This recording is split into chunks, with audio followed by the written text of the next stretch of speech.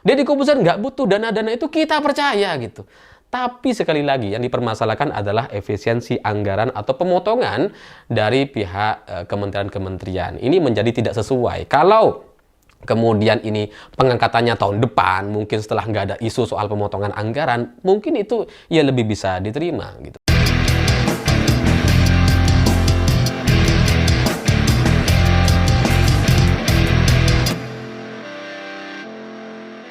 Selamat malam semuanya. Kemarin banyak sekali teman-teman yang kirim link video Deddy Corbuzier di Instagram yang ternyata merespon video saya sebelumnya terkait isu staf sus Kemenhan. Dan beberapa orang jadi bertanya, ini gimana komentar saya? Dan saking banyaknya, ya saya nggak bisa jawab satu persatu gitu, karena banyak sekali yang nanya.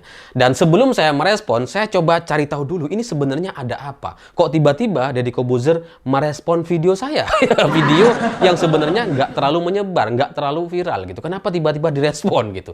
Dan setelah saya cari tahu, saya coba amati apa yang terjadi, nampaknya memang isu atau diskusi di lingkaran istana atau di kelompok elit sana itu kurang lebih sama seperti yang saya sampaikan di video sebelumnya, bahwa pengangkatan Deddy Corbuzier ini tidak pas momennya. Di tengah efisiensi anggaran, pemotongan, hemat listrik, matikan AC dan sebagainya, tiba-tiba Deddy Corbuzier diangkat sebagai staf sus. Ini nggak pas sama sekali. Dan ini terkonfirmasi dari dua berita yang saya baca kemarin. Karena pernyataan dari Ketua Banggar atau Pak Said Abdullah itu kurang lebih sama. Intinya meminta kepada pihak pemerintah untuk ngerem. Di tengah kebijakan efisiensi anggaran atau pemotongan, rasanya nggak elok kemudian kementerian kita itu ngangkat banyak staf sus. Ya diminta untuk ngerem itu ya, karena nggak pas gitu. Dan kemudian pernyataan dari Wakil Menteri Pertahanan setelah rapat dengan DPR kemarin, ketika ditanya sama wartawan terkait staf sus Deddy Corbuzier, ternyata jawabannya cukup mengejutkan. Karena Wakil Menteri Pertahanan bilang bahwa ya nanti itu akan dipertimbangkan lagi, akan dievaluasi, dan itu menjadi putusan dari pimpinan. Apa yang mau dipertimbangkan? Lah udah selesai gitu kan. Apa jangan-jangan bentar lagi mau dibatalkan? Saya nggak tahu. Tapi nampaknya diskusi yang ada di lingkaran elit atau sekitaran istana itu kurang lebih sama, sehingga Deddy Corbuzier jadi merasa perlu untuk kemudian merespon isu ini. Dan yang ada di YouTube, yang ada di komentar yang sama atau pendapat yang sama dengan apa yang terjadi atau yang didiskusikan di sekitar istana, ya mungkin video saya. Makanya kemudian Deddy Corbuzier merespon video saya. Karena kalau ngerespon Ketua Banggar kayaknya nggak berani atau nggak mungkin lah, nggak enak gitu ya. Masa Ketua Banggar mau direspon sama staf sus gitu kan. Ya sebenarnya saya sudah tahu gitu ya, sudah nonton video Deddy Corbuzier, karena ya cepat sekali sebenarnya respon dia gitu. Dan saya kemudian menahan diri untuk tidak merespon secara langsung, karena saya meyakini dari pernyataan Deddy Corbuzier yang katanya nggak mau ngambil gaji itu, nantinya itu akan direspon sama Kemenhan. Saya sangat yakin itu. Makanya kemudian saya nggak respon dulu, saya tunggu deh gitu ya. Nunggu respon dari Kemenhan gitu ya, nggak langsung jawab gitu. Karena ternyata memang benar gitu, hari ini sudah muncul respon dari Kemenhan.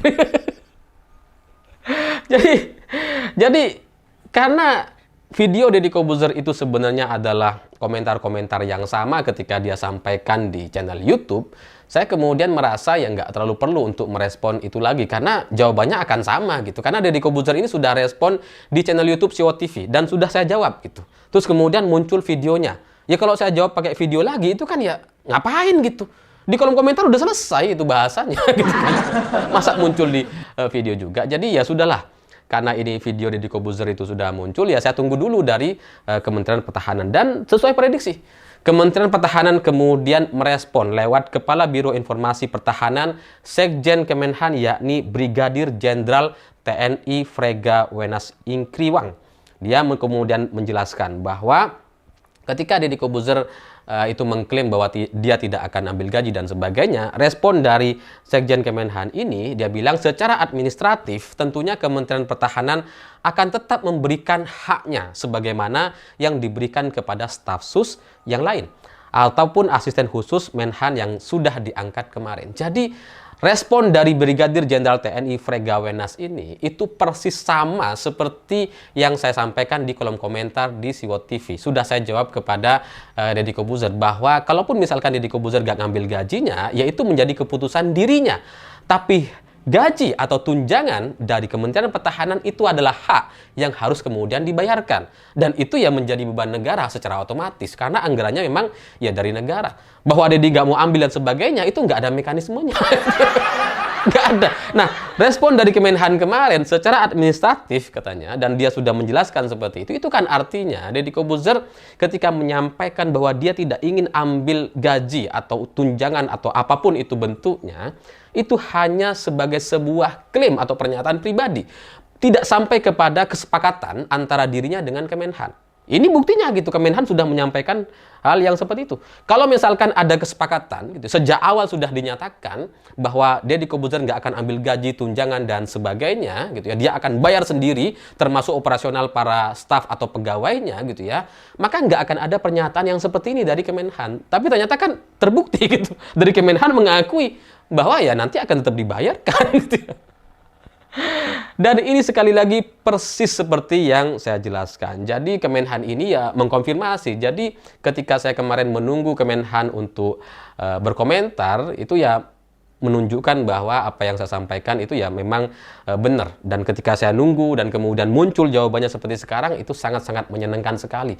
Ya bukan bermaksud untuk menyaingi Deddy Corbuzier dari sisi magic atau trik sulapnya gitu ya, yang prediksi terus bener, enggak gitu. Memang setahu saya alurnya memang seperti itu. Jadi ketika Deddy bilang, oh, saya nggak butuh, saya sudah kaya, cek kekayaan saya dan sebagainya, itu nggak ada urusan gitu, karena ini bukan dari sudut pandang Deddy Corbuzier-nya, ini sudut pandang dari kementeriannya. Karena yang kita permasalahkan, yang kita bahas kemarin itu adalah anggaran dari negara. Ketika negara sedang melakukan efisiensi atau pemotongan anggaran, listrik dipadamkan, AC dimatikan, dan sebagainya, itu menunjukkan beban yang sangat luar biasa. Kenapa kemudian Deddy jadi status? Jadi sudut pandang kita bukan kepada Dedinya gitu, tapi kepada beban negaranya, kepada anggaran yang dikeluarkan oleh pihak kementerian. Kalau soal Deddy, dia kaya raya dan sebagainya, kita semua tahu itu semua. Udah ngerti gitu. Tapi masalahnya, hak gaji dan tunjangan itu bukan dari Deddy, tapi dari negara, dari Kemenhan gitu. Jadi ya jawaban Deddy Corbuzier yang bilang bahwa saya sudah punya, saya nggak butuh dan sebagainya, itu ya nggak sesuai dengan konteks atau nggak sesuai dengan permasalahan atau diskusi yang saya sampaikan kemarin. Jadi nggak ada orang meragukan kekayaan Deddy Corbuzier. Kita tahu dia nggak butuh tunjangan yang cuma puluhan juta rupiah atau gaji yang cuma berapa, itu kita ngerti itu.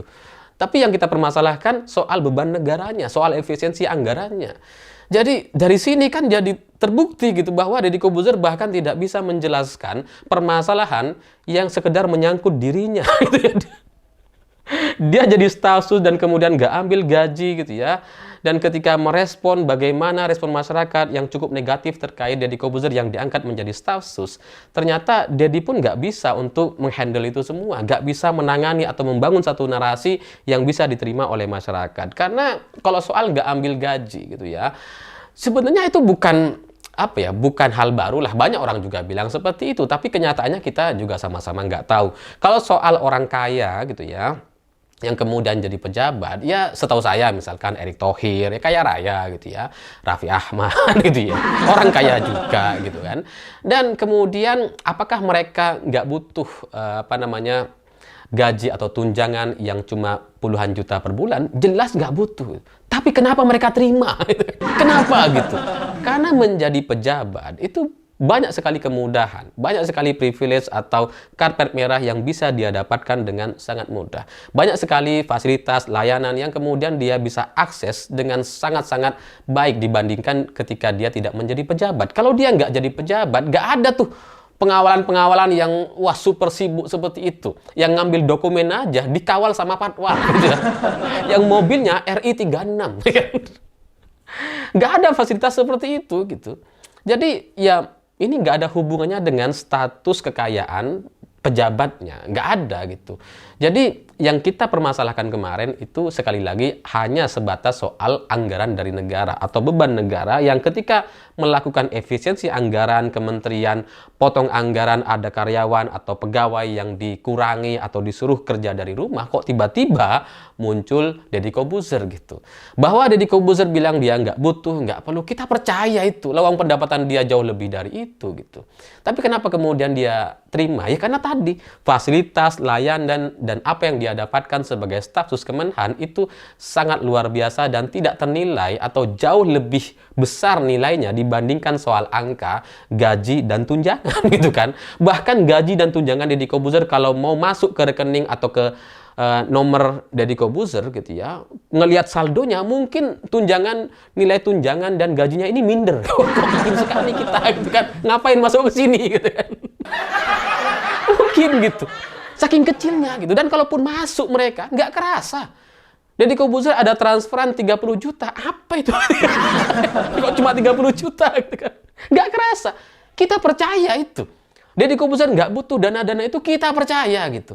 Tapi sekali lagi yang dipermasalahkan adalah efisiensi anggaran atau pemotongan dari pihak kementerian-kementerian. Ini menjadi tidak sesuai. Kalau kemudian ini pengangkatannya tahun depan, mungkin setelah nggak ada isu soal pemotongan anggaran, mungkin itu ya lebih bisa diterima gitu. Nggak mungkin mendapatkan kritik yang luas seperti sekarang. Dan ketika Deddy Corbuzier kemudian bertanya, kenapa yang dipermasalahkan cuma saya? Padahal staf sus ini ada banyak katanya. Ada berapa orang tuh? Oke lah gitu ya. Kita terima itu pertanyaannya gitu ya. Kenapa yang dipermasalahkan hanya Deddy Corbuzier? Karena yang paling nggak masuk akal. Karena di Kementerian Pertahanan ada staf sus bidang sosial media yang bahkan ketika ada isu, ada kasus atau perdebatan soal dirinya di staf sus Kemenhan, Mas Deddy Corbuzier juga nggak bisa menjawab dengan baik kok. Karena jawaban dia nggak ambil gaji itu kemudian dimentahkan sama Kemenhan sendiri. Bahwa belum ada mekanisme itu gitu. Kalaupun ada nanti kita bicarakan, tapi sekarang masih belum gitu. Jadi apa yang disampaikan oleh Deddy Corbuzier kemarin hanya klaim pribadinya. Tapi oke lah.